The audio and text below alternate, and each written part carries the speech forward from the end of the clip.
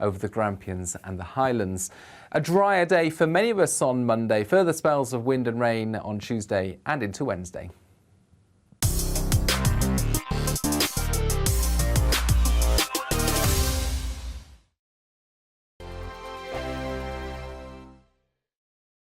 I'm Mark Dolan. Join me at 11 on GB News for Headliners, in which I'll be joined by two of the UK's top comedians discussing tomorrow's papers.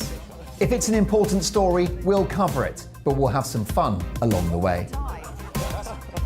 Headliners, the late night paper review that won't send you to sleep like the others will. 7 nights a week at 11 p.m. on GB News.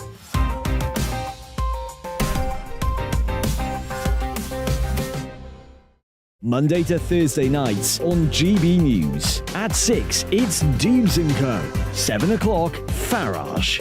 At 8, join Mark Stein. And at 9, Dan Wootton Tonight, followed by Headliners. On TV, radio and online. This is GB News.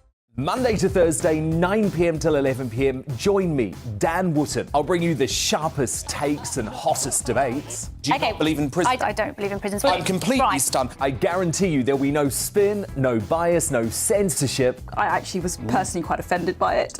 And no reason to go to bed. So I guess they've always been quite woke. That's Dan Wootton Tonight on TV, radio and online. Monday to Thursday from 9 p.m. till 11 p.m. on GB News. The People's Channel, Britain's news channel.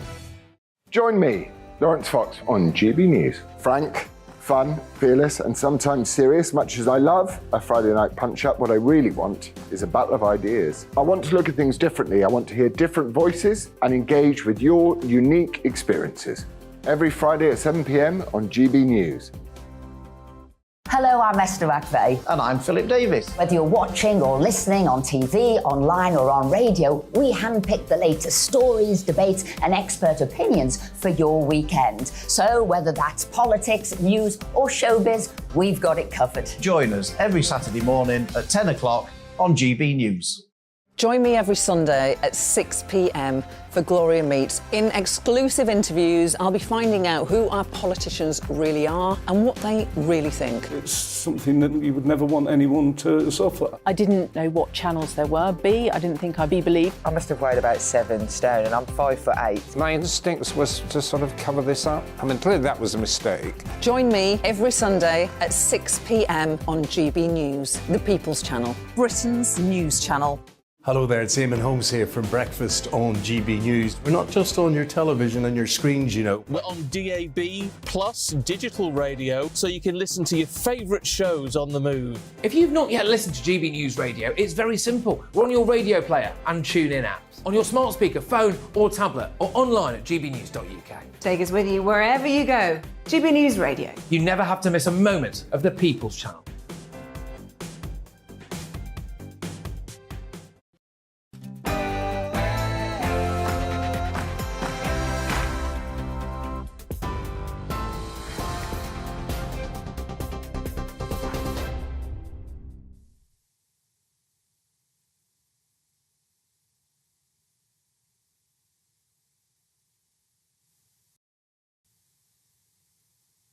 Arriving from China. Anyone travelling to the UK would require a negative pre-departure test. It comes amid concerns about surging case numbers following an easing of restrictions in China. Countries including France, the US and India have already implemented similar rules. Police have named a man they're urgently trying to trace following a serious sexual assault on an elderly woman in London's Notting Hill Gate. The victim, aged in her 70s, was attacked on the evening of the 12th of December. The Met Police say they're trying to trace 35-year-old James Becks of no fixed address. They're urging members of the public not to approach him if he's spotted, but to call 999 immediately. Now, West Midlands Police have been given more time to question 2 men arrested on suspicion of the murder of a 23-year-old man on Boxing Day. Cody Fisher died following a knife attack at the Crane nightclub in Birmingham. The venue has since had its licence suspended, with police saying there'd been serious management failings. Another suspect also remains in custody. The family of Elle Edwards, who was killed in Merseyside, have paid tribute to their most beautiful bright star.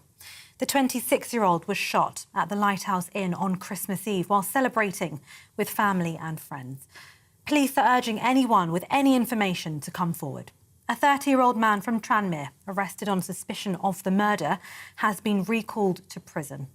A 19-year-old woman from Rock Ferry has been bailed, and a 31-year-old man remains in custody. Romanian prosecutors have agreed to extend the arrest of online influencer Andrew Tate to 30 days. He's been detained on suspicion of human trafficking and rape. The former reality TV star, who was detained alongside his brother Tristan, had his house raided in the capital, Bucharest. The Tate brothers have been under criminal investigation since April. They've declined to comment. And 3 days of national mournings underway in Brazil in honour of football legend Pelé, who died yesterday at the age of 82 after receiving treatment for colon cancer. Widely regarded as the greatest footballer ever, on Monday morning his body will be moved to the stadium of former club Santos, where the public will be able to pay their respects. A procession through the streets of Sao Paulo on Tuesday will be followed by a private burial. TV, online and DAB+ radio. This is GB News. More news at the top of the hour.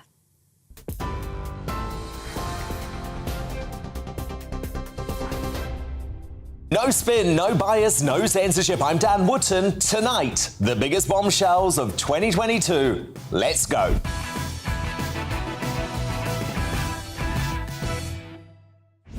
Well, 2022 has been yet another wild year thanks to a globalist coup at Downing Street that saw off 2 prime ministers, what I call the cost of lockdown crisis, and what turned out to be a final goodbye to the late Queen Elizabeth the Great at her Platinum Jubilee. Now, here at Dan Wootton tonight, we were at the heart of all of those headlines and more, with plenty of the biggest names in news, politics and entertainment spilling their biggest secrets to me. So, join me as I take a look back at our biggest bombshells of the year. We kick off with the shocking story of the Tawi jihadi, the first British woman to be jailed for joining ISIS. In 2014, at the age of just 24, Tarina Shakeel used her student loan to flee to Syria. The following year, she was in chains at Heathrow after escaping the death cold. Having served 3 years in prison and completed a de-radicalisation programme, Tarina sat down with me for her first TV interview, where I pressed her on why she deserved forgiveness from Britain. I liked you. And I believed you. But I cannot understand. I simply cannot understand how someone who seemingly had so much going for them, lived in a great country like the UK, had a supportive family, would defect to fight for ISIS. And can you understand why some folk are going to be sitting at home watching tonight saying that 3 years in jail, it's not enough. It's not a big enough punishment for what you did. I mean, I totally get that reaction about 3 years not being long enough, and some people may be of that opinion.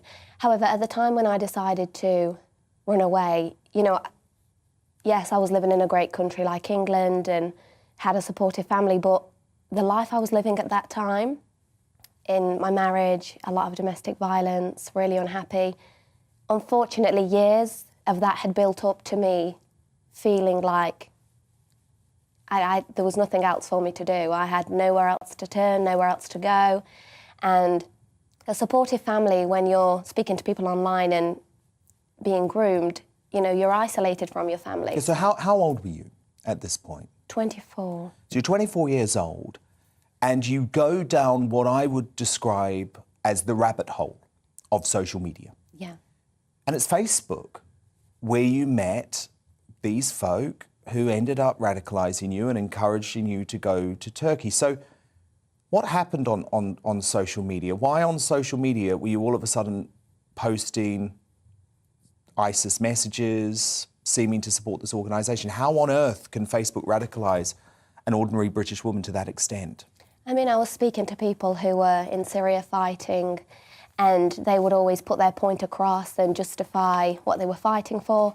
And, you know, it became apparent that they would say to me, you need to make hijra. Hijra is Islamic migration, and kind of led you to believe that you have to go and live there, otherwise you'll go to hell if you stay in a country that's not a Muslim country. And you kind of felt like it was your obligation, really. So it was to do with the people I was speaking to and the things that they were saying. Okay, so you end up in Syria, and unlike some of the other ISIS brides that we've seen, very quickly you realise, holy cow, I have made the biggest mistake of my life. Yeah. But can you just confirm to me, and can you look me in the eye and confirm to me that you were not responsible for any violence over there? Because there are some messages that you sent that have raised the question as to whether you were or not. No, absolutely not. So you were never involved in any murders of anyone, any killings of anyone? You were never involved in any violence personally? No, absolutely not. And so you're over there, you're in a house, you're at least witnessing terrible things going on around you, and you realise you've made the biggest mistake of your life. Yeah. So how does it feel in that moment? Despair. You know, feeling that I will never be able to come back, and even if I did, you know, is there any point going back anyway? Because I'm in a lot of trouble when I go home. I'm going to go to prison, they're going to take my child off me. But it just came to the point where, you know, the need and the want to go home just became greater than thinking about what was going to happen to me upon return. So at that moment, you know, it was despair is probably the only word I can use. Now, the grim reality of the obesity epidemic was laid bare with a worrying report in May that 42 million Brits, that's 71% of us, will be overweight or obese by 2040.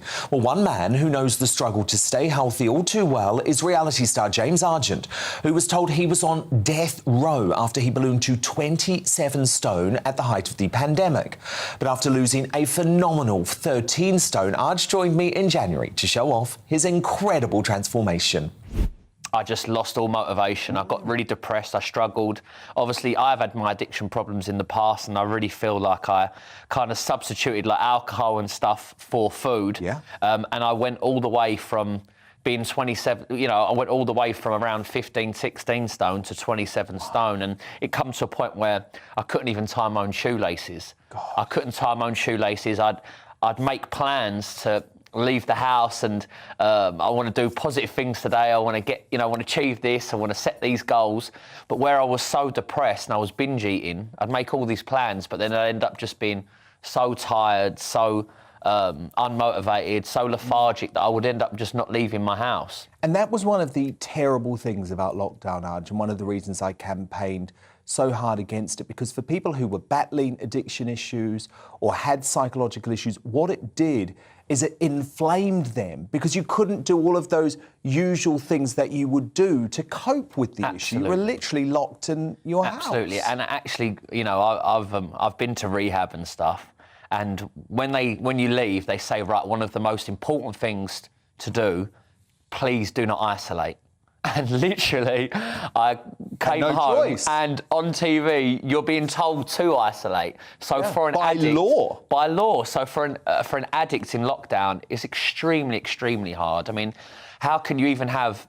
You couldn't even have people checking up on you or seeing how you were or being there for you, because you wasn't allowed to go to each other's houses. You know, addicts that were really suffering, they'll be in a house alone and they won't have people knocking on the door, coming to visit them, coming to see if they're all right. I think it's a complete disgrace, actually. It's really difficult. Happened. But for you, it actually led to something very positive, Arj, because you made this life-changing decision, and it's a big decision. Massive decision. And it's not easy. You know, a lot of people... Yeah. I have had a few people say, oh, you know, I get congratulated because it's such a drastic... Because you look incredible. Well, I feel good. You know, I feel like... I mean, well, look at that transformation. Physically and mentally, it's the best I've ever felt. And a lot of, you know, but you do have people that say, oh, well, you know, he had weight loss surgery, it's cheating and blah, blah, but it comes a huge, huge sacrifice.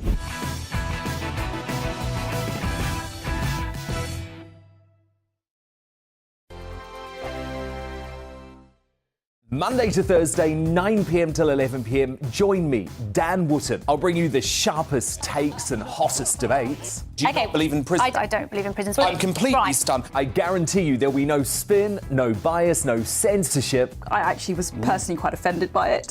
And no reason to go to bed. So I guess they've always been quite woke. That's Dan Wootton tonight on TV, radio and online. Monday to Thursday from 9 p.m. till 11 p.m. on GB News. The People's Channel, Britain's news channel. Every morning from 6 o'clock, we'll wake you up with GB News Breakfast with all the stories you didn't know from the night before. So whether it's serious news, entertainment, or your own views from all over our great nation, we're here to kick off your day with a smile. The national media should be reflecting and reporting what's happening here. You will notice the northwestern accents. Whether you're with us on TV, radio, or online, every morning it's breakfast from 6 a.m. Hope you can join us. Join me every Sunday at 6 p.m. for Gloria Meets. In exclusive interviews, I'll be finding out who our politicians really are and what they really think. It's something that you would never want anyone to suffer. I didn't know what channels there were. B, I didn't think I'd be believed. I must have weighed about 7 stone and I'm 5'8". My instincts was to sort of cover this up. I mean, clearly that was a mistake. Join me every Sunday at 6 p.m. on GB News, the People's Channel, Britain's news channel.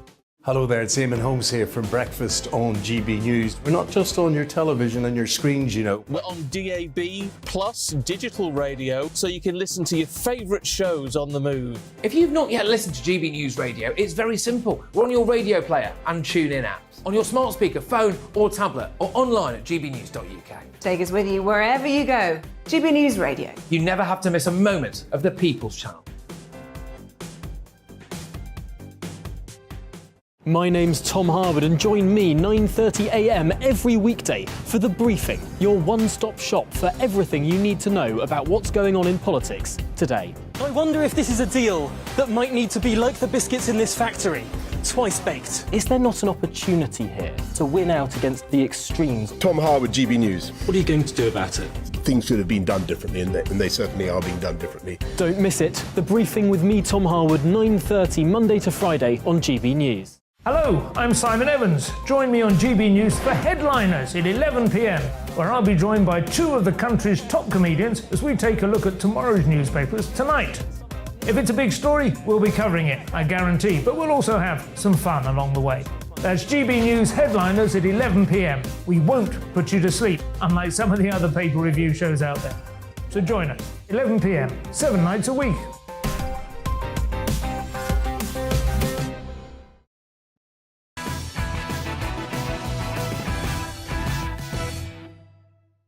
Now, in 2022, we finally got our freedom back in the UK after close to 2 years of punishing and cruel lockdowns.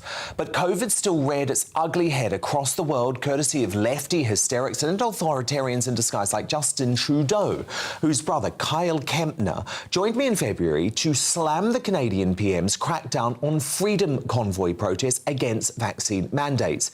This year also saw the launch of the COVID inquiry. But amid growing fears of a whitewash, I held my very own lockdown inquiry, calling major political players, including Lord Frost, he was the first to quit government over insane COVID measures, and the disgraced Health Secretary Matt Hancock to give the evidence you needed to hear. So how difficult has that been for family relations?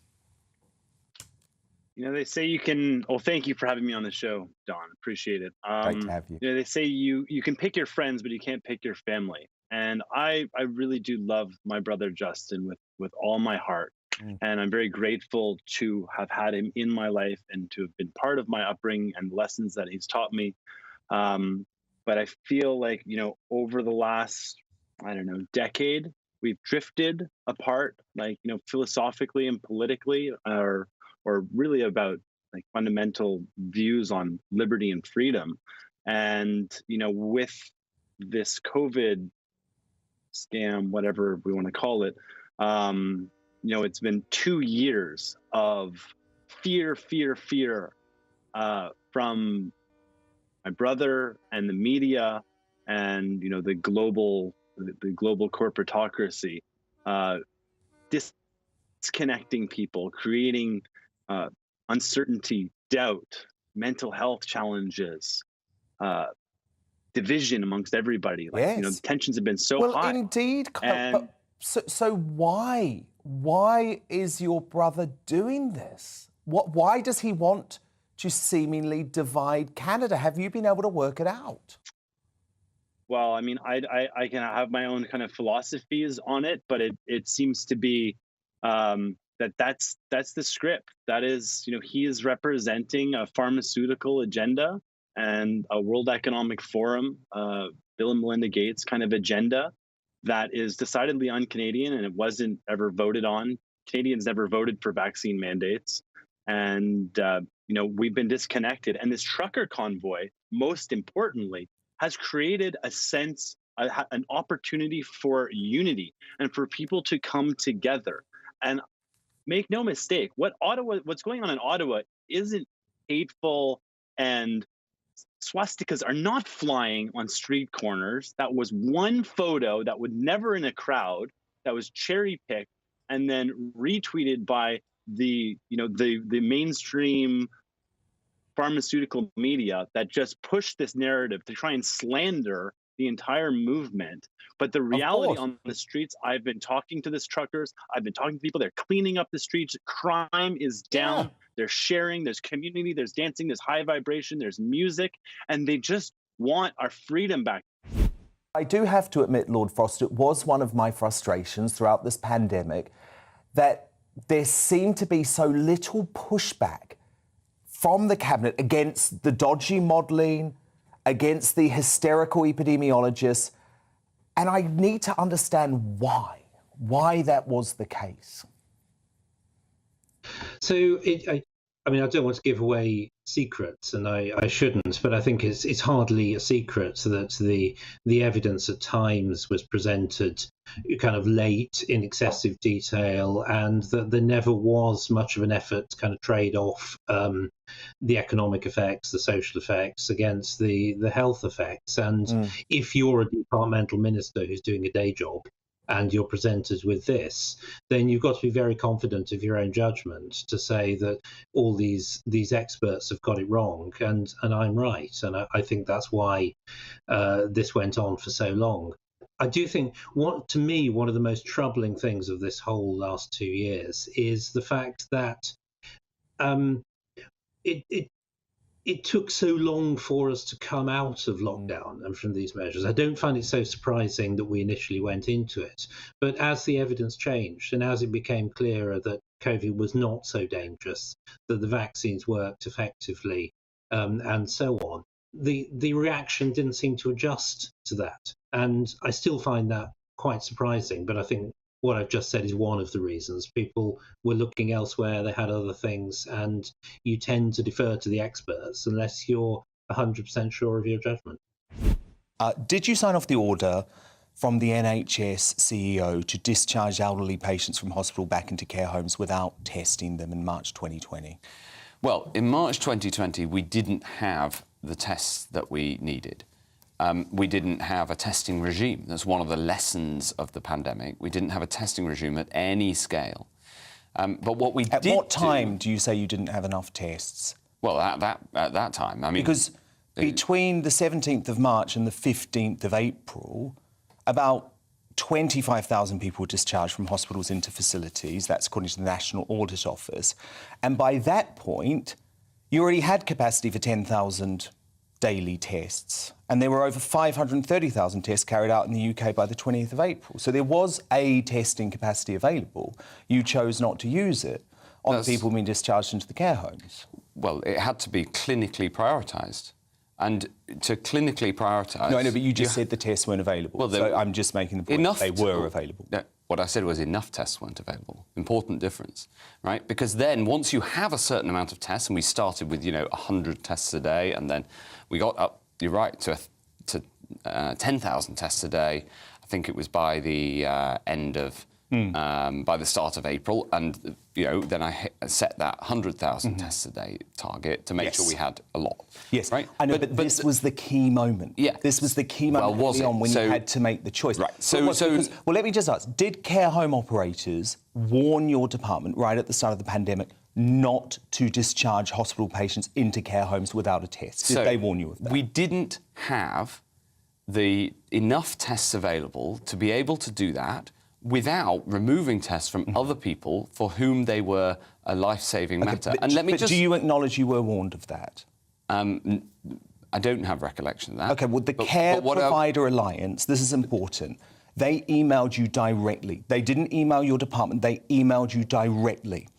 And they said all people discharged from hospital to social care settings must be tested before discharge. But the thing is... So did you get that email or not? The thing is that in a situation like a pandemic, right, where you have a limited capacity for testing, and we needed a bigger capacity, and we were building that bigger capacity, you've then got to decide, OK, how do we use these tests? Yes. And you've got to, as the politician in that environment, you've got to follow the clinical advice on what use of test is most likely to save lives. And then I'll come back to the social care point, because this is really important. There has been an analysis done of how the virus was most likely to get into care homes. And the proportion of infections that got in from discharges, according to the evidence, is around 2%. Because actually, people who work in care homes live in the community. Look, I've heard you make that claim before, Matt. Let me just pick you up on it. This is important. Well, I know what you say the facts are. Well, do you know? No. I've got it here. It's the 2021. I say the facts. It's just the published facts. It's a 2021 Public Health England report, right? That's where it comes from. But that data has been dismissed by care operators because they point out that only some people were being tested. So it's actually impossible to know. Take Vic Rayner, Chief Executive of the National Care Forum, that says the data behind that analysis was fundamentally flawed. And there are others who say that you're actually trying to rewrite an element of history to suit a current narrative. On the contrary, what I'm trying to do here, and this is really important, and actually... But how could you know if they weren't tested? You must understand that point. So, hence, that analysis was done by testing samples and trying to find what the best estimate of the truth, and get to the bottom of what are the facts. Okay. And this is one of the reasons I've come on the programme. I think it's really important that we learn these lessons. Number one lesson is have and maintain a big testing capacity, right? Absolutely. We didn't have that when I was in the hot seat, but hopefully next time, that we've got to get to the evidence-based facts in order to learn the right lessons. Because actually, there's another big... What happened in care homes was incredibly important, and so I know, and so I was about to... actually, there's a really big other thing that happened that doesn't get this sort of scrutiny in that space, which is that over the summer of 2020, we put in place a rule to say people shouldn't... staff shouldn't move from one care home to another. Actually, that is the thing that is credited by the analysis as making sure that we had much better performance, frankly, in care homes in the But it was these, and I understand that, and you did make that decision later on. I get that. But so far, we've been talking about sending COVID-positive patients coming from hospital. Right? No, that's what the discussion is about. No, that's not true. We're talking about sending people from hospital, and they were sent. But some were COVID positive and they were not tested. And they were all isolated. They were all treated as if they might have the disease. So, and actually, although care home providers describe the isolation plan as laughable. I will, and I'll give you this other, case in this argument, which is that the increase in infections that we saw in care homes happened later than after, significantly after. The point at which there were these discharges. So the the point is important, Dan, because because actually what we have to do is learn the right lessons. So what I'm planning to do... that's what I'm trying to do, because the Department of Health also sent out guidance during the first wave saying COVID-positive residents with symptoms, so this is with symptoms, we're not even talking about asymptomatic people here, could be admitted from a home setting into a care home. Why did you think that was safe? Because you have to work out, based on the clinical advice, what is the most likely thing to protect lives. From Italy, and you knew from China that the mortality rates in elderly people was incredibly high. It's incredibly simplistic to make this argument. You have to look at your likelihood. What's simplistic about it? Well, I'm about to explain. Your likelihood, for instance, there are people who need to go in to get care because their risk of mortality if they stay at home is high. You have to take that into account as well. So we've got to look at all of the different points, and that's what we did look at the time.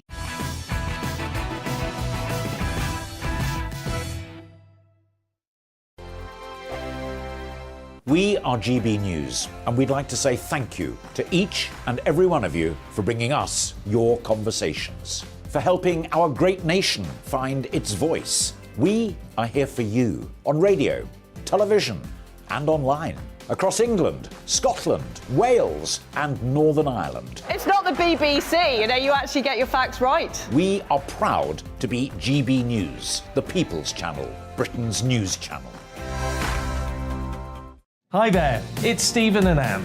At breakfast from 6 a.m, you'll always be caught up with everything you need to know, the latest headlines, opinions and debates. We'll bring you the good news and the bad, but most of all, we're here for you. Remember, send in your views and let us know what you would like us to talk about.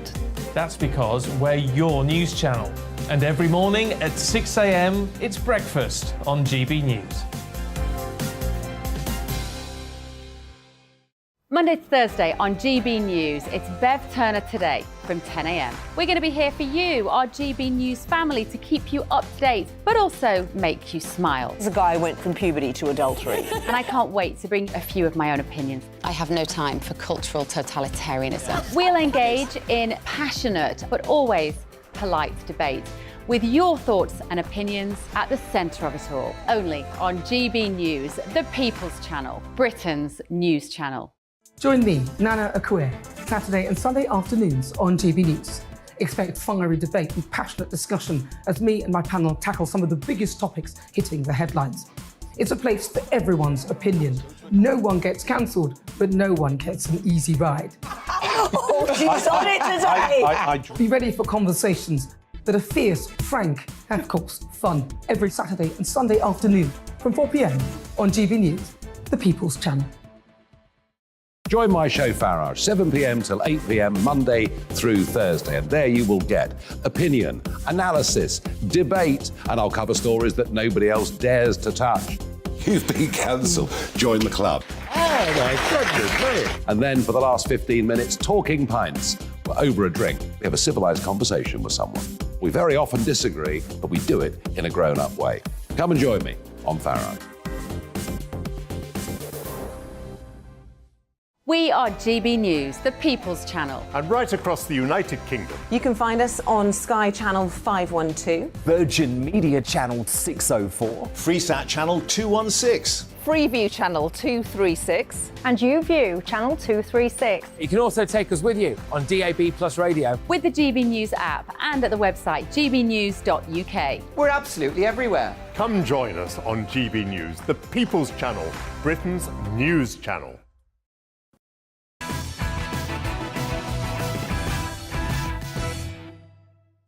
Now, of course, no year could pass without some woke nonsense from Meghan and Harry.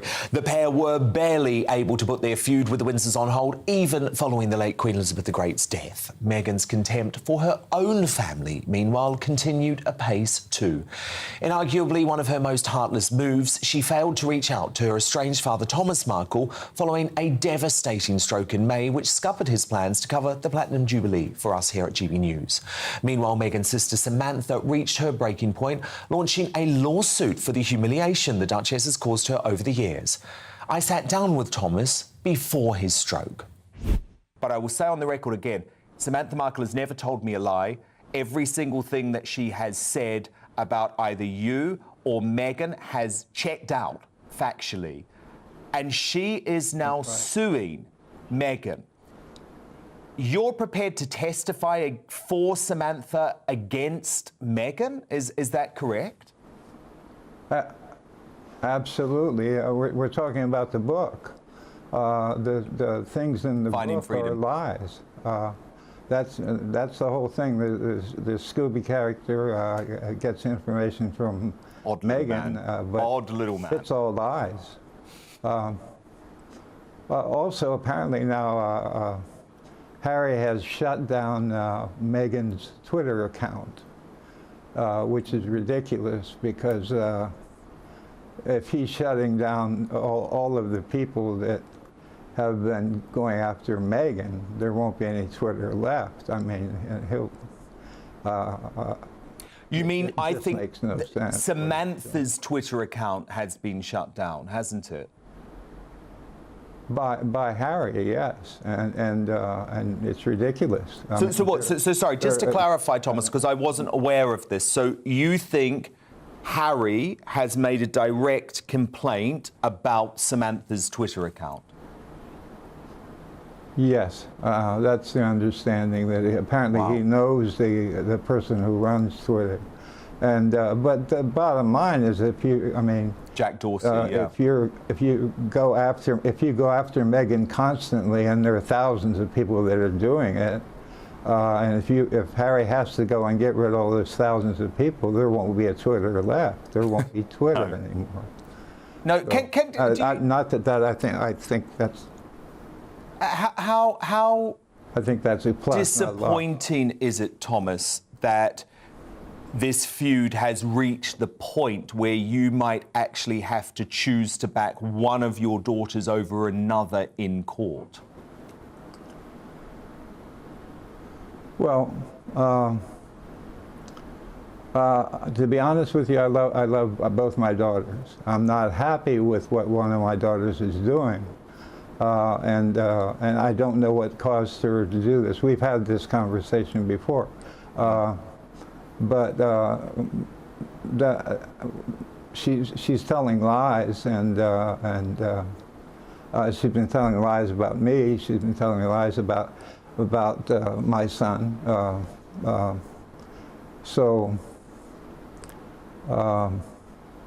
I have no problem facing her in court and disputing what she has to say. It'd be the first time I've seen her in 4 years. I know. How sad. The last time I talked to them, I was in a hospital bed. It's not just you, Thomas, who they're snubbing now. Can you believe that neither Prince Harry or your daughter are going to travel to the UK for the memorial service to Prince Philip as a result of this feud that's going on with the British government over Harry's security? I mean, I don't know if you've seen the Queen recently, Thomas. She doesn't look that well. I mean, she's still healthy. Mentally, she's well. But, you know, she's 95 years old. Can you believe Harry is going to deny the Queen the opportunity to meet Lilibet, your granddaughter, who he named after the Queen? I think it's the cruelest, meanest thing he can do. And I have no respect for this man at all. To not go and honor his grandfather, then not go to the Jubilee, to deny the children to the Queen, it's unforgivable. He should and to complain about security is crazy. There'll be tons of security around there. He's just making up excuses. This is crazy. When he was speaking out and he had a right to defend himself and set the record straight, that is not bashing. And through all of that and feeling like he was unjustly defending himself because he didn't do anything wrong, she, I believe, had a moral obligation, in my opinion, to step forward at any time. 2 heart attacks. There were no staged photos. There was no scandal. That was a setup. That was a lie. Never did she step forward and say, God, please respect my father. He's done nothing wrong. We'll work this out. Never did she contact him to work it out. Never did she make a public statement or contact him privately to make amends as a humanitarian and as the daughter that he loved so much and gave the world to. I mean, everything that she has now would not exist without my father. And so that being said, you know, God, if 2 heart attacks, a pandemic, and a stroke don't speak to her, then it's between her and God now. There is no other way. If she can't find it in her heart and doesn't have the moral conscience to reach back to him while his life hangs in a balance and he's reaching out to her, then there is no point. And then shame on her, in my opinion. And she's got to live with that. And if she can do that, well, then she can take that to her grave. That's a choice she has to make. Now, in October, Prince Harry finally made the announcement the monarchy had been dreading, confirming his hatchet job biography, Spare, would be released in the new year. But the royal biography of the year belonged to the esteemed biographer Tom Bower, whose book Revenge detailed the war between the Sussexes and the rest of the monarchy, and included the revelation that the late Queen was relieved by Meghan snubbing Prince Philip's funeral during the pandemic in 2021. Perhaps the most sensational revelation in the book was the fact that the Queen, on, I believe, tell me if I'm wrong, the morning of Prince Philip's funeral, expressed relief that Meghan wasn't going to be attending. I mean, that is huge. What does that tell you about Meghan's relationship with the royal family? Well, I think the Queen on that day, clearly under huge pressure, deeply upset and all the rest of it, and it came from an impeccable source, just felt she didn't want to have Meghan diverting attention from her husband and from the ceremony, and knew that if Meghan had come, that's what was going to happen. And I think that then expressed itself again in the Jubilee. I mean, what was really a remarkable story I heard was that, Meghan and Harry were late to get to the St. Paul's Cathedral deliberately so that they could make their own grand entrance. As they're walking down the aisle, they get to their seats, 9 and 10. They say, well, everyone should move up so they could be on the aisle itself. No, says the usher to Prince Harry, no, you're to sit 9 and 10. Who told you to tell me where to sit? Your grandmother, says the usher. And he goes to the middle. And they really did, in the end, control it. No photographs on the next day at the Jubilee meeting in Windsor Castle, all the rest. So I think they have control. The Queen's seen through them. The Queen's seen through them. And I think Charles and William have encouraged her to. But I think they hope for peace. But my feeling is that Harry is now pondering whether he should take his revenge as well for having been slighted during the Jubilee, reduced status. And, of course, his revenge would be in the book he's going to write. Meghan has had partly her revenge in Oprah Winfrey.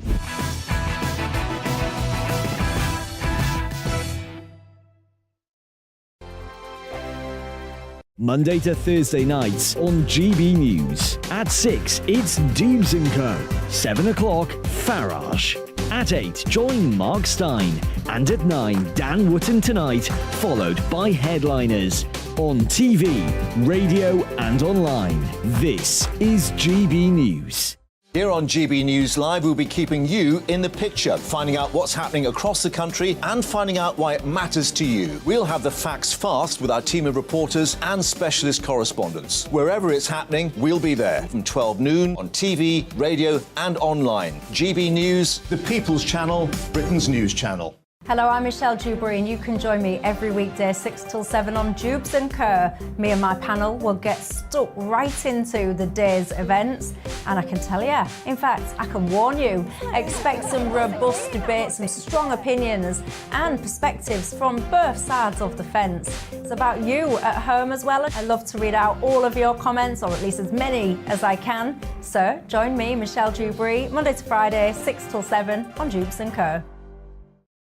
We are GB News, the People's Channel. Why not take us home with you by visiting the GB News shop at gbnews.store. You'll find all the official merchandise, a really good present actually for yourself, your friends or your family. We ship across the UK mainland at no extra cost. GB News, the People's Channel. I'm Mark White. As GB News Home and Security Editor, I cover those key issues that are so important to you. Our authorities, our communities doing all they can to combat violent crime. With the public services under unbearable strain, why are we still failing to control our borders? Defence, the first priority of any government, has been continually hollowed out. Can we trust our politicians to protect the armed forces? Join me, Mark White, on GB News. We are GB News, right across the nation. You can get us on television, on radio, on digital. We're absolutely everywhere. Amazing. You see, amazing. You remind me of me in the European Parliament. But here's the most important bit. We are not part of the mainstream establishment. We think and speak just like you do. We are the People's Channel. Magnificent. That's really, really thoughtful. Come and join us on GB News, the People's News Channel.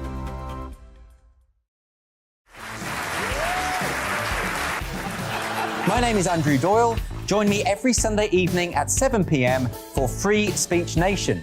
This is a show where we address current affairs and news stories of the week with the help of two wonderful comedian panellists. I brought in comics because I want to give it a lighter edge, and also they work for less.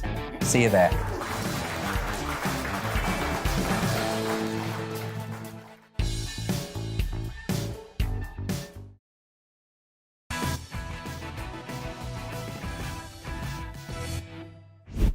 I love sparring with my superstar panel on Dan Wootton tonight, and at the end of the year, I was delighted to welcome the Chase star Mark Lebet into the family. But he first graced my sofa back in May when he sensationally revealed he's been forced to hire a bodyguard after being groped by fans at public appearances. Do you know what? This was actually such a shocking point because I do think there is a real double standard when it comes to male celebrities who just have to put up with these little gropes from the ladies. But I guess some people enjoy it, and that's maybe why. Well, it was interesting, your last point about policing, etc. I come from a police family. My uncle, my grandfather, both great-grandfathers. And on one hand, I'm pretty sure what happened to me, their standard reply would have been, and we got enough on our plate on a Friday, Saturday night. And I'm really lucky that what happens to me, there's no element of coercion, intimidation or fear, so I can just go, oh, whatever, I'm sure you guys could do better. But at the same time, you can't help be thinking the alternative, that if you switch, you know, when a lady tries to pull your face onto theirs again, and you're going, hang on, if I did that to you, I'd be going in the cells. Yeah. My feeling is, I'm obviously a trained lawyer as well, is that law is the rule society sets down for the public to abide by, but policing is those laws applied with a mesh of common sense and practicalities. Yeah, it's wrong what women do in that situation. At the same time, I wasn't harmed at all. And let's be fair, the police have more than enough to do on a Friday and Saturday night without something else to do. That is certainly true, but it did shock me that you say at every appearance you make, this happens. And it's a variety of ages, because people want a photo next to me. Your crew over here have all been taking photos. Me too. And they've all behaved themselves. But glad to hear it. You know, I go student nights, nightclubs, bingo halls. There's a bit of booze involved, maybe. That might be a common factor. So, you know, just got to take it. When I say I hired someone, it's my mate Dave Bill, who's very much the Muttley to my Dick Dastardly. He's an ex-pub landlord. So he's far more experienced at dealing with people who've had a drink than I have. So he's very handy for when he sees the little old lady who's coming around for the third time and is squeezing my arse again, to just go, you've done enough, love. Off you go. Yes. Now, in July, Westminster was rocked by the unceremonious ousting of Boris Johnson after more than 50 of his MPs quit over his handling of the Chris Pincher scandal. But one woman who never wavered was his loyal ally Nadine Dorries. In the wake of Bojo's betrayal, the former Culture Secretary gave a bombshell interview with me in which she exposed the hunger for power of Rishi Sunak, the former Chancellor turned backstabber and eventual successor as PM. You were obviously sitting around the cabinet table with those two men. Did you have any idea that they were plotting against the Prime Minister? I have my suspicions, not least because when some difficult decisions were taken, like when we wanted to lift restrictions from COVID. It was very difficult to get the Chancellor at meetings to commit to any policy at all.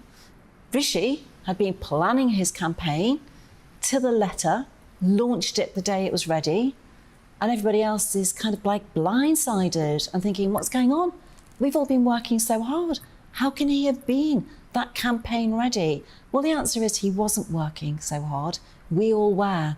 And I'm afraid we found ourselves in quite a difficult position. So he was operating as the Prime Minister's Chancellor by day, but effectively plotting against Boris by night. I don't know which end of the clock he was operating in, but it's obvious. You know, I think people have proven it by the video and other ways. It is obvious that this has been on the cards for a long time and in the planning under wraps for a long time. And I don't know how. I know how busy the rest of us are as cabinet ministers in our departments.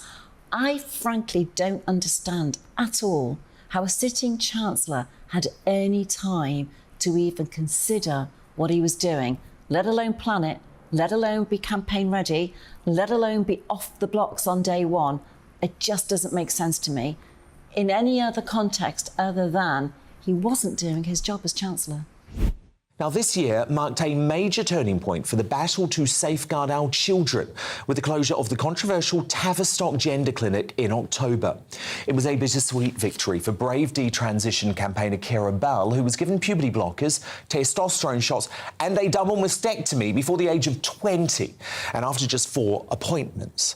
Now, the gender wars even became part of the contest to replace Boris Johnson, with one-time favourite Penny Mordaunt coming up short after being perceived as too woke for number 10, while her rival, Superwoman Suella Braverman, demonstrated a common-sense approach that saw her become the breakout political star of the year. Here's what happened when I met them both. Can you just talk a little bit about the lack of scrutiny you feel the Tavistock gave to your mental health when they prescribed you with the puberty blockers and when they eventually recommended you go through with the surgery? Yeah, so I had 4 appointments before I was prescribed on the 4th appointment. So you had 3 appointments? I was referred. Yeah, I was referred on my 4th appointment for puberty blockers, and the whole time it was just very superficial. There was no psychoanalysis or anything like that. I mean, that is just so shocking to me. So shocking to me that you can have 3 appointments when you were admitting, presumably, that you were having struggles with your mental health, and their answer is to prescribe you at how old? At 16 years old. 16 years old, puberty blockers. Yep. I mean, looking back now, it's I can't believe it really, and this is happening to so many more people as well. This isn't just a freak case or something like that's what people tend to think. So this is happening on a large scale since the increase in referrals. And there are statistics to back that up, aren't there? Because the increase in young women in particular who make this decision as a teenager to transition, it's overwhelming. I mean, it is part of a bizarre trend, isn't it? Yeah, absolutely. Social media has a big part to play in it. It's really just snowballed in the past 10 years, and the Tavistock hasn't bothered to find out why that is. They have no data on it whatsoever. So effectively uncontrolled experiments that have been going on. And of course, for you, you did then, with the encouragement of the doctors, make the decision to have your breasts removed. The physical changes to you, a lot of them cannot be reversed.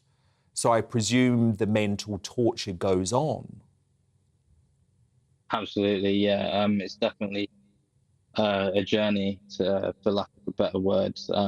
And I'm doing it all on my own as well. I mean, I never had any aftercare support, and that's still the case now. So yeah, it's something that won't be easy, but I definitely feel like I'm in a better position to deal with things now that I don't have the baggage of just the mental kind of strain that comes with living that kind of lifestyle. Yeah.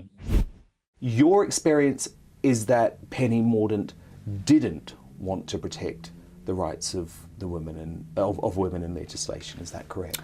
My experience was relating to Penny's stewardship of the Ministerial and Other Maternity Allowances Bill, which was introduced by government for my benefit at the time, because I had a baby. I was a and you minister. needed maternity leave as Attorney General, and under the law you couldn't get that at the time. Exactly. It's crazy. It was crazy. It was an anomaly of our system that just by virtue of having a baby I would have had to resign from my job. And I have to say, to his credit, the Prime Minister was absolutely 100% supportive of someone in his top team having a baby, no questions asked, and he was 100% behind me and supporting me to have some time with my newborn and also come back to my job. And I'll always be grateful to him for his support. But it required legislation. Penny Mordaunt was the Bill Minister taking the bill through Parliament. And what happened was, in the bill, it referred to me as a pregnant person.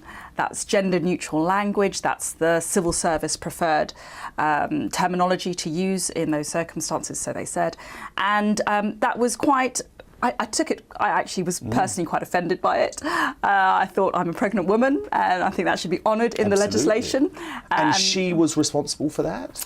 Well, there was a lot of opposition to that wording by Conservative backbenchers, Lords, cross-party Lords actually, and the record shows very clearly, I mean, it's indisputable what Penny's position was, and that was that she opposed changing the language for various reasons. So she wanted pregnant person to remain in the bill. That is what the record shows, and if you look at the Hansard of late February, early March 2021, you will see very clearly what Penny Mordaunt's position was. I know the difference between a man and a woman. I can't believe we've had these debates during this contest. There's been far too much bollocks in every sense of the word discussed, quite frankly. I understand this because, as you alluded to, I train against men. I understand the biological differences, which is why when I held the equalities brief, I raised the issue about sport years ago, and why I completely have always said that we need to look at the science in this, we need to listen to the sporting bodies, and they need to have the confidence to make the right decisions. But, and this is why everyone gets their knickers in a twist, because there are some people who were born, for example, men, who legally are recognised as women. And when we're writing law, that is really a very important factor. Trans women aren't biological women like me, but they deserve respect, they deserve kindness, and I will always take that approach in my politics.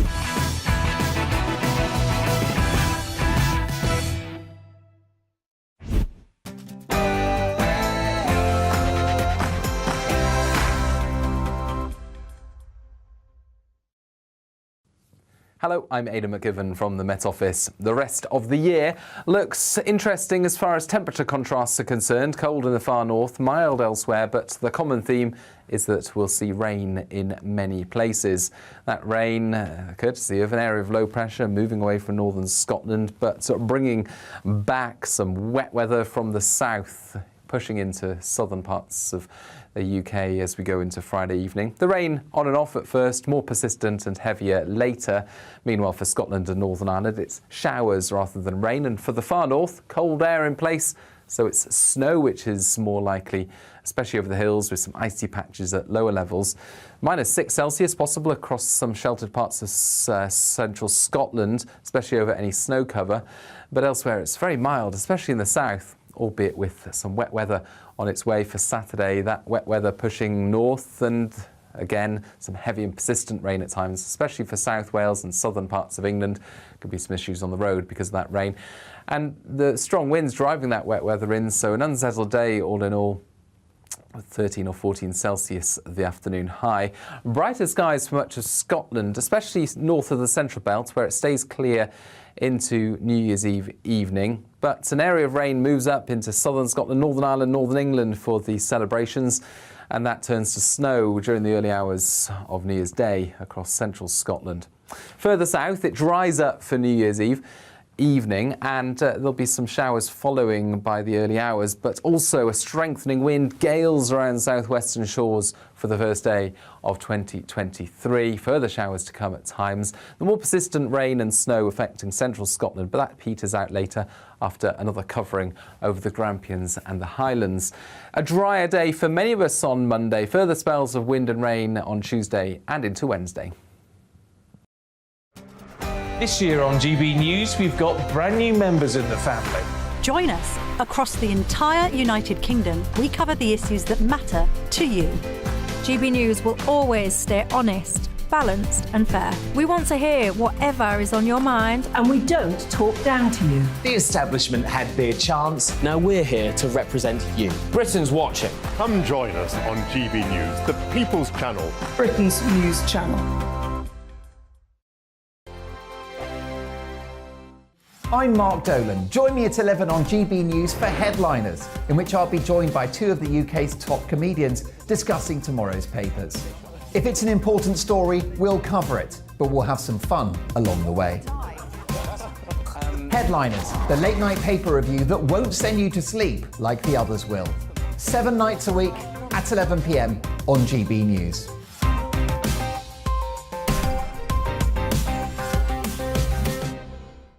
Monday to Thursday nights on GB News. At 6, it's Dubes & Co. 7 o'clock, Farage. At 8, join Mark Stein. And at 9, Dan Wootton Tonight, followed by Headliners. On TV, radio and online. This is GB News.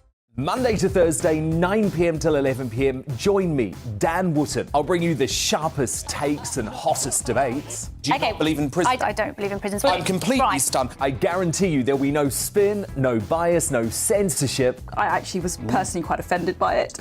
And no reason to go to bed. So I guess they've always been quite woke. That's Dan Wootton Tonight on TV, radio and online. Monday to Thursday from 9 p.m. till 11 p.m. on GB News. The People's Channel, Britain's news channel. Join me, Lawrence Fox, on GB News. Frank, fun, fearless, and sometimes serious. Much as I love a Friday night punch-up, what I really want is a battle of ideas. I want to look at things differently. I want to hear different voices and engage with your unique experiences. Every Friday at 7 p.m. on GB News. Hello, I'm Esther McVeigh. And I'm Philip Davis. Whether you're watching or listening on TV, online or on radio, we handpick the latest stories, debates and expert opinions for your weekend. So whether that's politics, news or showbiz, we've got it covered. Join us every Saturday morning at 10 o'clock on GB News. Join me every Sunday at 6 p.m. for Gloria Meets. In exclusive interviews, I'll be finding out who our politicians really are and what they really think. It's something that you would never want anyone to suffer. I didn't know what channels there were. I didn't think I'd be believed. I must have weighed about 7 stone and I'm 5'8". My instincts was to sort of cover this up. I mean, clearly that was a mistake. Join me every Sunday at 6 p.m. on GB News, the People's Channel, Britain's news channel. Hello there, it's Eamon Holmes here from Breakfast on GB News. We're not just on your television and your screens, you know. We're on DAB plus digital radio, so you can listen to your favourite shows on the move. If you've not yet listened to GB News Radio, it's very simple. We're on your radio player and TuneIn apps, on your smart speaker, phone or tablet, or online at gbnews.uk. Take us with you wherever you go. GB News Radio. You never have to miss a moment of the People's Channel.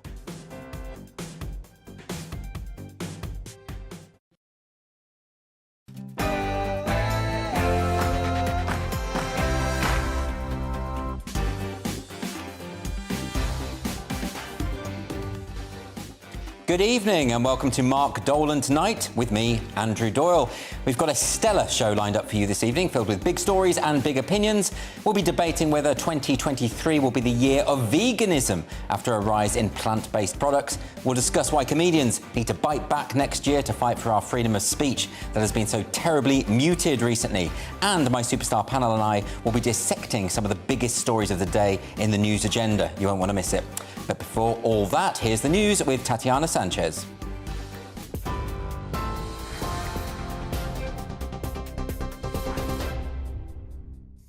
Andrew, thank you. This is the latest from the GB Newsroom. The government has confirmed anyone travelling directly from China to the UK from the 5th of January must show a negative COVID test before departure. Health Secretary Steve Barclay described the temporary measures as a balanced and precautionary approach. It comes amid concerns about surging case numbers in China following an easing of restrictions there. Countries including France, the US and India have also implemented similar rules. Police have named a man they're urgently trying to trace following a serious sexual assault on an elderly woman in London's Notting Hill Gate. The victim, aged in her 70s, was attacked on the evening of the 23rd of December. The Met Police say they're trying to trace 35-year-old James Becks of no fixed address. They're urging members of the public not to approach him if spotted, but to call 999 immediately. West Midlands Police have been given more time to question two men arrested on suspicion of the murder of a 23-year-old man on Boxing Day. Cody Fisher died following a knife attack at the Crane nightclub in Birmingham. The venue has since had its licence suspended, with police saying there had been serious management failings. Another suspect also remains in custody. The family of Elle Edwards, who was killed in Merseyside, have paid tribute to their most beautiful bright star. The 26-year-old was shot at the Lighthouse Inn on Christmas Eve while celebrating with family and friends. Police are urging anyone with any information to come forward. A 30-year-old man from Tranmere, arrested on suspicion of the murder, has been recalled to prison. A 19-year-old woman from Rock Ferry has been bailed, and a 31-year-old man remains in custody. And Romanian prosecutors have agreed to extend the arrest of online influencer Andrew Tate to 30 days. He's been detained on suspicion of human trafficking and rape. The former reality TV star, who was detained alongside his brother Tristan, had his house raided in the capital, Bucharest. The Tate brothers have been under criminal investigation since April. They've declined to comment. TV, online and DAB Plus radio. This is GB News. Now it's over to Mark Dolan Tonight with Andrew Doyle.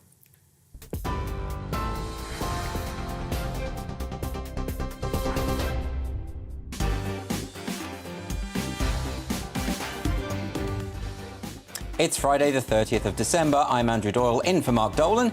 Coming up on the show tonight, after a rise in plant-based products offerings by big brands and an increase in popularity among younger Britons, will 2023 be the year of veganism? Or is the entire trend overrated? I'll have a representative from PETA and the Save British Farming here to duke it out at 9:20. And in my big opinion, I lay out my case for those of us who are feeling politically homeless, as I argue that both the Tories and Labour need to get their acts together if we have any hope of fixing Britain. That's next.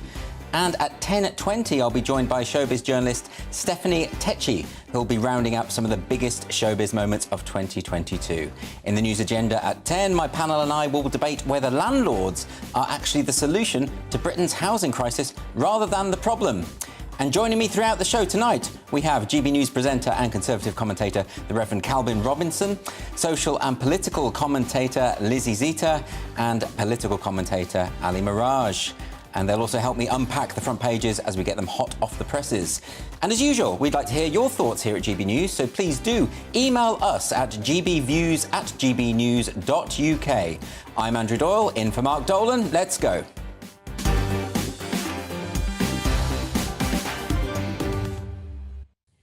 I can't be the only one who feels politically homeless at the moment. But maybe that's not such a bad thing. Politics is at its worst when it tends towards tribalism, the them and us mentality, the notion that your side can do no wrong and the other side must be condemned irrespective of the details. Really, there should be no such thing as a Tory voter or a Labour voter. There should just be voters, open-minded and willing to be persuaded by whichever candidate presents the strongest argument.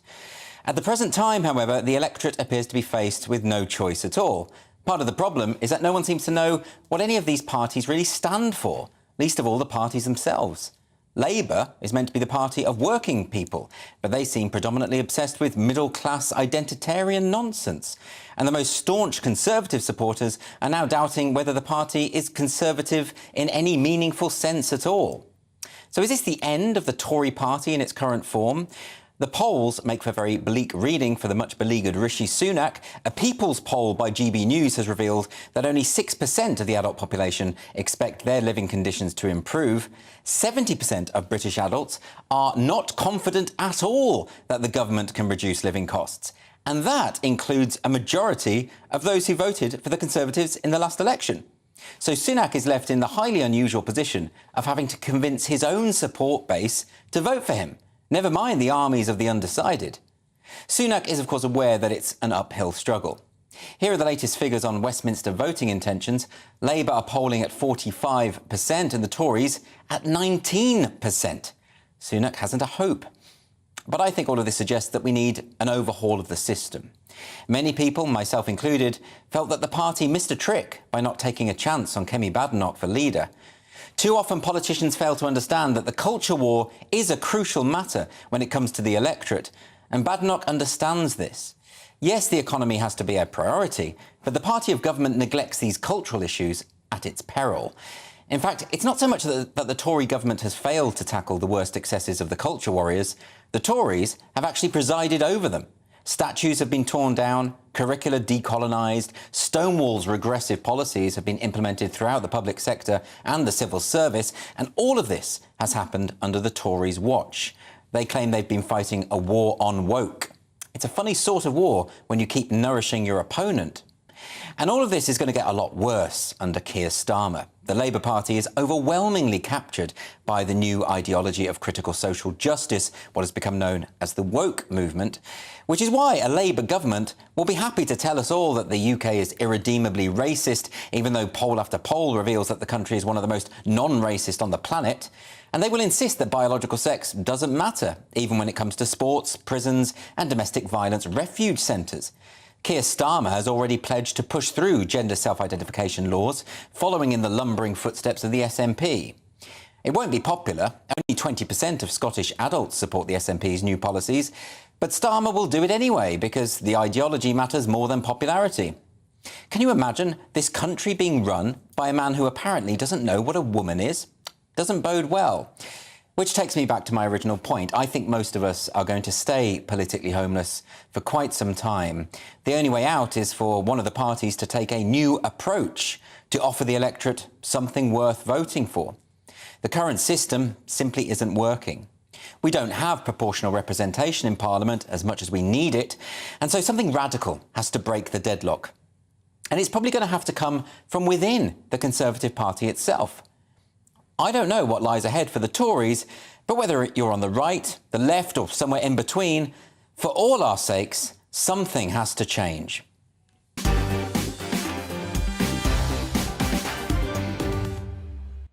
Reacting to my big opinion tonight are my brilliant panel of GB News presenter and Conservative commentator, the Reverend Calvin Robinson, social and political commentator Lizzie Zita, and political commentator Ali Mirage. I'm going to come to you first, Ali. Any particular thoughts? Is the Conservative Party dead in its current form? It doesn't seem to be very popular. You're certainly right. It's not popular, Andrew, but it's not dead. I've heard many stories about the demise of the Conservative Party in the last 20 years. It always manages to be the great survivor. It always rekindles itself, remodels itself in a new image. But let's be honest about where we are. Since that 80-seat majority in 2019, on the back of Parliament trying to frustrate Brexit for 3 years, Boris Johnson won a huge mandate, absolutely stonking mandate, and he threw it away. Why did he throw it away? Because of the 3 Ps. Paterson, parties and Pincher. None of these things were actually issues of policy. They were all issues of personality. That's why he failed. Then the Tory party had its love affair with Liz Truss over the summer. Utter disaster. Completely beyond the pale. I mean, look, you can do what you want in terms of cutting taxes in the middle of 400 billion of borrowing on the back of COVID, as long as you don't borrow any money from the markets. If you do borrow money from the markets, then you need to be mindful about how your message is going to go across. Starmer doesn't have to do much. The net is gapingly wide open for him to put the ball in the back of. Rishi Sunak, credible, hardworking, sensible guy.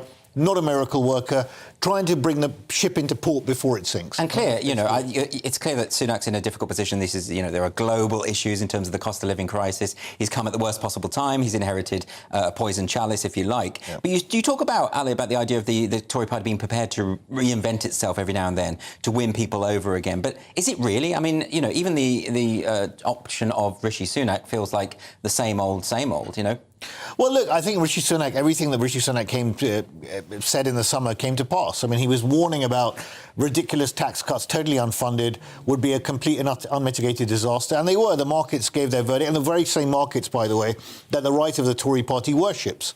They completely said that this was beyond the pale. Look, yes. The reality is there are three big shocks that we're dealing with as a country. One is the post-Brexit shock, and I believe that we need to implement Brexit properly. I didn't vote for it, but I accepted it. I wasn't one of these people who were trying to frustrate it for 3 years, which was completely ridiculous. The public voted, implement what they voted for. Secondly, we've had COVID, completely out of the blue, unforeseen. And then we were in the middle of a war, which is fueling inflation galactically in the form of rising energy prices. So you've got three massive shocks that the country is working through. And just take one example, Andrew. Before people talk about the NHS, before the pandemic, there were 1,300 people waiting more than 12 months on the NHS waiting list for an operation. Now it's 400,000. Of course there's going to be unrest. There's social unrest, political unrest across the thing. Well, let's bring Lizzie in here, because, I mean, so Ali makes a very good case that there are all sorts of circumstances beyond Rishi Sunak's control, and this is not necessarily all his fault. But really, I mean, those polls, I mean, they couldn't be much worse, could they? Well, it's hardly surprising. The turmoil that we've had, we've seen so many... It's like a revolving door of prime ministers. Oh, sure, there's that. It's not going to instil confidence. And also, both political parties seem to be swayed by the wind on all this wokeism and all this popularism. And I just think that, they need to... wokeism is like the new fascism. You have to agree, otherwise you get blown out. And I think it kills any kind of creativity. It kills any kind of, new system or new way of looking at things. People are terrified to speak out. Yes. Otherwise, for the amount of criticism they get, etc., etc. Well, a lot of people, Lizzie, will say that the culture war stuff is just a distraction from the actual issues, things to do with poverty, to do with the cost of living crisis. Calvin, do you think that they've got a point there? No, unfortunately, I don't. I think the cultural issues are what matter most to the country right now, because it is fighting for the spirit of the country. It's who we are as a nation, what we believe in, and where we want to go. And if the Tory party can't answer that question, at least they can manage the finances. But then they're not even economically responsible anymore. So if the Conservatives aren't culturally conservative and they're not economically conservative, as we know they turned down Trussonomics quite recently, then what are they? They don't have an ideology. So why aren't they conservative anymore? Well, and why did they turn their back on, Liz Truss? It was very weird to hear a Conservative PM saying conservative things all of a sudden. The reason they turned their back on her is because they didn't want her in the first place. They wanted a globalist in power. And you're right in that politics is tribal, but it's not about a swing vote. It's not about convincing people to vote for your party. It's about getting your voters out. So there are tribes of Conservative voters, tribes of Labour voters, and when there's an election, we go and knock on doors and say, come and vote for your party. But they won't do that this time because they don't have an ideology. But we have seen people float from one to the other. I mean, the very fact that the Red Wall broke down. Yeah. I mean, Lizzie, that's incredible, isn't it? I mean, those people would never have voted Conservative in their life. And all of a sudden they do. And now it's swinging back the other way. It does feel like there is room here. If one of the parties took a major step to sort of reinvent themselves, they could break that deadlock. Well, let's hope so, because we do want to have those people back into the fold again. But it's just deeply worrying that both sides don't seem to have very clear directions. Neither the Labour. I quite like Keir Starmer, but he's a little bit wishy-washy. He goes with the crowd. He always seems as if he's on the back foot instead of leading the charge. Well, I think if you could... The Starmer issue is an interesting one, isn't it? Because it looks very much like he's going to be the next Prime Minister. Yes. But surely all of the stuff we're describing, the Calvin mentioned the culture war issues, and Ali, you've been talking about the economy. But Starmer and Labour generally, they're not going to do any better, are they, Lizzie? I mean, Labour doesn't have the best track record when it comes to rejuvenating the economy. I think what happens with a lot of Labour voters is that when it comes to the general election, they pull back because I think they think, oh, God, the Conservatives, safe pair of hands. But I don't know if that's true anymore. Are they a safe pair of hands? Alan, what do you think? Well, look, in 92, right, after 92, after Major won that unexpected victory, you then had Black Wednesday. The Tory party never recovered its reputation for economic competence after that. In 97, the economy was doing reasonably well, but they got absolutely hammered, absolute landslide victory. And the thing is, I'm not saying we're heading to a landslide, right now. I mean, I don't think a landslide would be good for the country. But at the moment, it's difficult to conceive of a set of circumstances where the Conservatives are actually going to win this. I mean, electorally, it still looks very hard for Labour. But the reality is that the Tory party is so damaged now on the back of the Boris fiasco, the Truss. And Calvin says that the Tory party turfed out Truss because they didn't want her. Well, the MPs didn't want her. That's true. The party did. The MPs and the MPs and the party are often in different places. But let's not forget that the party also voted for Ian Duncan Smith. That didn't exactly work out too well, right? Yeah. So the party can make egregious errors of judgment until it comes to its senses, right? And this was a case where it patently was in the wrong place. And it was a disaster. Just quickly before we move on, I just want to ask you, Calvin, because we talk about Keir Starmer and the likelihood that he's going to be the next Prime Minister, and this distance in the polls between the Tories and Labour at the moment, is it just that people haven't really thought, we've got the Tories at the moment and things are bad, but they perhaps haven't got the foresight to see that they could be a whole lot worse, right? I think people have realised that it doesn't really matter who's in power right now. It was the same old rubbish. Yeah. We need a party to stand out and say, we're different, this is what we'll offer. Neither of the two are going to do that right now. So then what would a Labour government look like to you? Pretty much the same as what we've had, but longer lockdowns, harder lockdowns. There's that possibility, certainly, because when the Tories were locking down, the Labour were calling for more. Well, yeah, more woke issues, trans issues, all left, right and centre, relabelling people as women when they're men, and on the back of self-ID. All of that stuff will come to the forefront under Labour, but it won't be much worse. It will be a little bit worse. OK, Lizzie? I do think, though, that what you said is absolutely true. I do feel that there isn't a political party for me, which is the reason why I always vote Green. I do feel that what about Reform, Reclaim, UKIP, SDP? Yeah, but these small parties without proportional representation, they can't really. But if everyone said, look, I'm going to vote for Reclaim tomorrow. If everyone in the country said, I'm going to vote for Reclaim tomorrow, they would get into power. If everyone keeps saying they're too small, I'm not going to vote for them, they won't. OK, well, we have to end that section now. But coming up after the break, with Veganuary right around the corner and an increase in offerings of plant-based products, will 2023 be the year of veganism, or is that movement just entirely overrated? The chair of Save British Farming, Liz Webster, and director of corporate projects at PETA, Yvonne Taylor, will be duking it out after the break.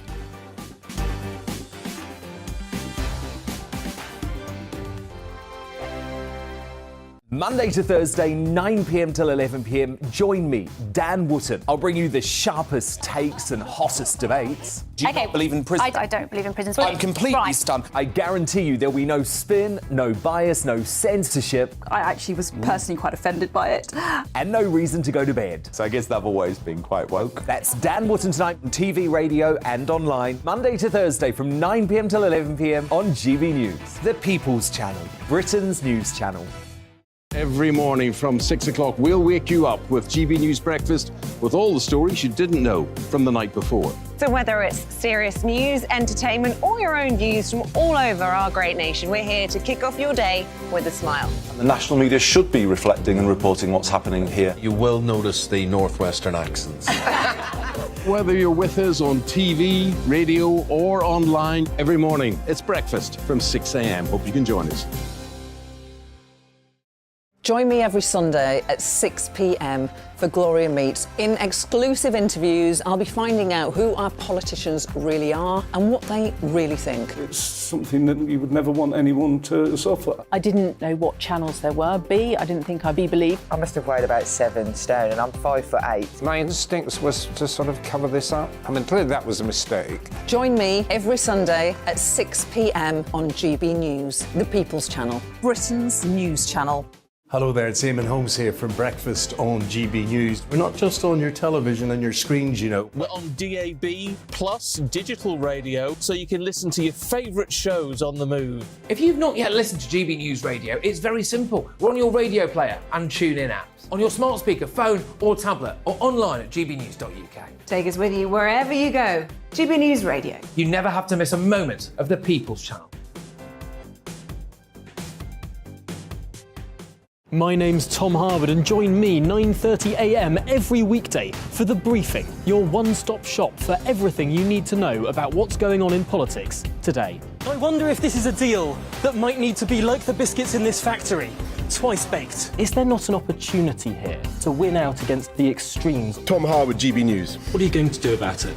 Things should have been done differently, and they certainly are being done differently. Don't miss it. The Briefing with me, Tom Harwood, 9:30 Monday to Friday on GB News. Hello, I'm Simon Evans. Join me on GB News for Headliners at 11 p.m, where I'll be joined by two of the country's top comedians as we take a look at tomorrow's newspapers tonight. If it's a big story, we'll be covering it, I guarantee, but we'll also have some fun along the way. That's GB News Headliners at 11 p.m. We won't put you to sleep, unlike some of the other pay-per-review shows out there. So join us, 11 p.m, 7 nights a week.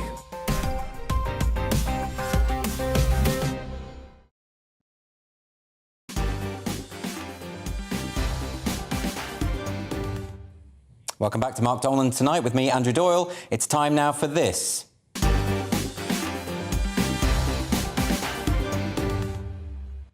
So it's time for the big question, in which we tackle a major news story of the day. Next week marks the start of every meat lover's nightmare, Veganuary. From people wanting to lose weight to others wanting to reduce their impact on the environment, Veganuary has developed into a New Year's resolution trend that seems to be gaining more popularity by the year. And 2023 is already looking promising for anyone swapping steak for cauliflower. Fast food giant McDonald's has announced their new double Beyond Meat burger just in time for Veganuary, after the wildly successful singular McPlant burger in 2021. And Condiment King Heinz have unveiled their own vegan offerings for 2023, with vegan versions of its classic cream of tomato soup and baked beans with sausages. Oh, they're apparently fake sausages. So with more brands beginning to jump on the vegan trend, and Ipsos research finding that 46% of Brits aged between 16 and 75 are considering reducing their intake of animal products in the future, will 2023 be the year of the vegan, or is the movement overrated? So to debate that now, I'm joined by Chair of Save British Farming, Liz Webster, and Director of Corporate Projects at PETA, Yvonne Taylor. Thank you both ever so much for joining me. I wanted to start with you, Liz. Is it the case that veganism is just a fad, just a trend? It seems very, very fashionable and lots of companies are getting on board. Is that all it is? Well, it's obviously not a fad, and it is a trend. It's something that people feel good about doing, and it's a personal choice. But I think often they don't have enough evidence and enough knowledge to understand why they feel good about it, because actually I feel good about eating meat, and specifically British meat, which is sustainably reared, because I understand the food chain and the food system and how it works and how it benefits us all. Together with that, it's really good for you, it's really healthy, and you know, a lot of this vegan food is heavily processed and imported using different plants from all over the world, added to which no food is kill-free. You know, if you grow crops, you've got to keep pests off those crops, and also a lot of fertilisers, especially now with chemical fertilisers becoming more scarce. We need natural fertilisers, which come from livestock, to fertilise the soil to grow these crops. So it's not as straightforward as it is. I think it's a feel-good factor for something. Oh, I feel good because I'm not killing cute animals. But it's not as straightforward as that. Okay, look, we all say as farmers, if we farmed polar bears, they wouldn't be extinct. It's that simple. OK, well, I want to bring in now Yvonne Taylor. Yvonne, so you've just heard from Liz the argument for why eating meat is actually good for all of us. What's the counter-argument to that? where to start with all of that. I mean, vegans support farmers. We support farmers who grow crops. This idea that you have to farm animals to be a farmer is just ridiculous in this day and age. Going vegan is the best way to combat climate change, improve your health, and help animals all at the same time. Each person who goes vegan saves more than 100 animals a year from abuse. This includes chickens who are crammed into filthy, windowless sheds, the stench of ammonia so strong that it burns their lungs, cows who are bred to produce unnaturally high volumes of milk and have their calves taken away from them within 36 hours of birth. And if you just need to go to the PETA UK website, and you will see examples of these British farmers and the kind of standards that animals are kept in. There's the most horrific cruelty that PETA have exposed. So, you know, when people go to the meat counter now, you'll see increasingly they're being bombarded with messages about high welfare, free range, organic meat. But what these labels actually do is they're there to try and entice consumers to keep supporting this incredibly cruel and damaging industry. They're not actually protecting the animals. So, you know, the best things that people can do for the new year, because so many people now are looking for New Year's resolutions and how to make a change that's a positive change for the world. And the number one thing on many people's lists is going vegan.